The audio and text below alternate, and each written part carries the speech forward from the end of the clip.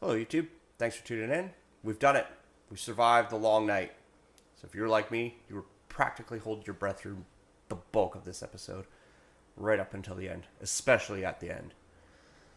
So, that being said, I put out a prediction video the other day about what I thought was going to happen in the long night. Some of those things came true, some of them did not. I was a little disappointed in some of them. However, moving forward, here are my opinion. In my opinion, what are the top 10 moments of the long night in the Battle for Winterfell? So, let's get started. Okay, starting off at number 10, we have Melisandre returning to Winterfell to light up the blades of the Dothraki. What better way to start off an episode? Give us all hope that everything's going to be okay by lighting up all their blades on fire and sending them off into battle. Only to have the rug pulled out from underneath of us like 2 seconds later as they're all completely decimated. Number 9. If you watched my video yesterday talking about the predictions I had for this episode, I kind of called this one out. I mean, we have a being coming to us whose power is to raise the dead. So let's just put all our vulnerable people where the dead are. I mean, what bad could possibly happen? Number 8, Dany getting bucked off her dragon. Now, this one I found to be particularly important because up until now, like, she is starting to see that she's not the unbreakable queen that she's seen herself to be. Number 7, use the pointy end. I love this moment because it was a great callback to episode 2 when Jon gave Needle to Arya and he said, lesson 1, use the pointy end. So for Sansa to say, I don't even know how to use this, which is amazing because of who she's been spending time around with. Like, you would have thought she would have gotten to use a blade by now. Number 6, dragon fight. I was completely floored by watching the dragons get entangled and chase one another and bite at one another. I don't know about you guys, but there was definitely times when I was like wondering why they didn't just command the dragon to start breathing fire back at the Night King, but I think they were wanting to save that for later, and that's why they didn't do it during the fight. But the Night King definitely tried to blow fire at them while they were fighting. So anyways, I thought that was pretty amazing to see. Them flying over the clouds was a stunning visual. Number 5, Lyanna's death. Man, this girl was fierce all through the seasons that she's been in, and she definitely went out as fierce as she was. To see her go charging the giant and just no qualms about it, totally knew she was going to die. Even as she was dying, she just stabs him in the face. I couldn't actually see Lyanna going out any better way. Number 4, Theon dying. Now, if you watch my video yesterday, that was my number 1 prediction, is that Theon was going to die.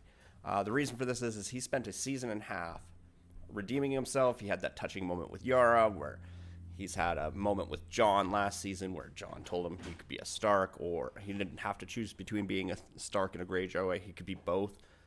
He's kind of tipping towards Jon being able to be a Targaryen and a Stark. He doesn't really have to choose, so that's a whole nother thing. But yeah, so I was conflicted about this moment because even though I predicted it, and even though he kind of went out in a semi-heroic way, I kind of wanted him to go out in more of a Boromir type way, or like Jorah did, where he gets stabbed and gets back up and gets stabbed again. Kind of a way to recompense for the bad things he's done. So even though he's done things to redeem himself, it would have been fitting to have him go out that way. But instead, he gets stabbed the once and just dies. So it was an amazing moment, but I wanted it to be a bit better.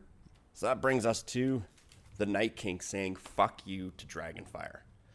Straight up, like a boss, just stands there in a very Luke Skywalker kind of moment as he takes on the blaster fire, takes on all the Dragonfire, looks back at Dany and grins. Number 2, Jorah going down like a champ. Like I said, I kind of wanted to see Theon Greyjoy go down this way, but Jorah you knew that he was going to die at some point during this season protecting Dany.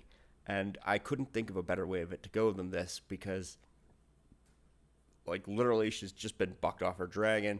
She's lost everything. She doesn't know what's going on with anybody else in Winterfell. She's standing there just trying not to die, and here comes her best friend, stands up and just takes blade after blade, but keeps getting up. And it's not until all the dead fall down that he gives himself permission to die. And I just love that so much about Jorah, is that it showed his iron will to just keep going until he was no longer needed.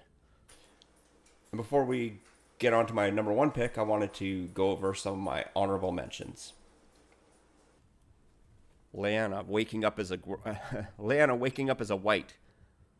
As soon as her blue eyes opened, I thought, oh shit, she's gonna wreck shop, but alas, she did not. Had she wrecked shop, it probably would not have been an honorable mention. Clegane being told by Beric, tell that to her.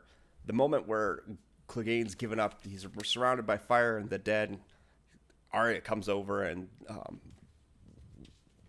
when he pulls his bootstraps to go and save her, that was a pretty wicked moment for me. Jaime holds the wall, so him standing at the top of the wall is like ants of the dead are coming up over the wall, and he's just hacking at them, was pretty awesome. Melisandre's death. Melisandre's death makes it as an honorable mention because, again, I don't feel like she should have gone out this way. It was very much like she dies almost exactly how a Furion dies off of the Chronicles of Riddick, walking out into the fire. You know, she just takes off her necklace and just walks off into the snowfield and then collapses a little ways away. Sansa and Tyrion, suicide fake out.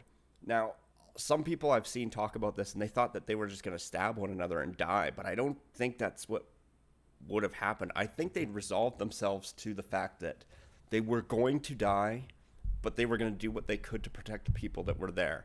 And so it was that kind of moment where they knew that that their chances of surviving this were really little, and they accepted that. Beric's hold the door-esque death. That moment when he's putting his arms up across the hallway to hold back the dead, but he's getting stabbed, and it gives the Hound time to carry Arya out, was pretty fantastic. And it reminded me of when, Hodor was holding the door. Jon faces the dragon. So that was, I was pretty sure, I don't know, I wasn't sure if the dragon was actually going to kill him or if Jon was going to get up and actually stab the dragon. So I was pretty excited to see how that was going to play out. Now to my number one pick for my number one moment of the whole video, or the whole episode. And since I haven't mentioned it yet, you probably already know what it is. That's going to be when Arya, and that's the moment when Arya shuts the blue eyes forever, killing the Night King. This moment came as a huge surprise, and I'm feeling very conflicted about this moment, because on one hand, it makes complete sense that with all her training, that all this training would be for this moment, and that she would indeed kill the Night King. My problem is not that she kills the Night King. My problem is that she kills the Night King on episode 3. From like the very opening scene of Game of Thrones, we see the Whites and the threat, and that's been the threat through the whole from scene 1 up until now, and now they're gone. So I feel like while the moment itself is epic, I kind of wish that they'd saved it for this was the last shot of the last episode, and then they move on. Well, not the last shot from the last episode, but that this was the last shot from the battle, and then they had like the season closing out, and here's where everybody ends up. But that's not what happened. So let me know what you think in the comments below, how you felt about that. That being said, moving forward, Melisandre makes a point to tell Arya that that's why Beric lived, was to make sure that he and the Hound kept her safe up until that very last moment. So that means that chances are Arya has now completed her task, and from this point on, anyone could say when she could die. I would have said she was Teflon before, but now that she's killed the Night King, she could die any episode now between now and the end. Other questions I have is, where the fuck did Bran Borg to? I mean, he turned into ravens and he went and taunted the Night King, but he was gone for way longer than he needed to be, which makes me wonder where he took those birds after he taunted the Night King. Was there some bigger purpose that he was up to, or was it just a convenience to have him being like, I'm going to chill just in case things didn't happen? Did Ghost and the Drawn's Dragon die? Because they've established from episode, like, early season 1 that the direwolves are connected to the Starks. So when the stag died shortly thereafter, that was symbolic of Baratheon dying, and then pretty much anything that happened to the direwolves happened to them. So Nymeria went off wandering, Arya went off wandering. The only exception is that when Sansa's wolf died, she didn't die. However, when Sansa's wolf died, Ned died, and then in a way, Sansa's innocence died with her. So, thanks for watching. Let me know what you thought were your top 10 favorite moments of this episode. Did you agree with me? What did you think of the Arya twist? How do you feel about there being 3 episodes left and not having to deal with White Walkers anymore? Check out my last video if you're into that kind of thing, and see you next time. So I start talking again, so you just start laughing to make me mess up? Like...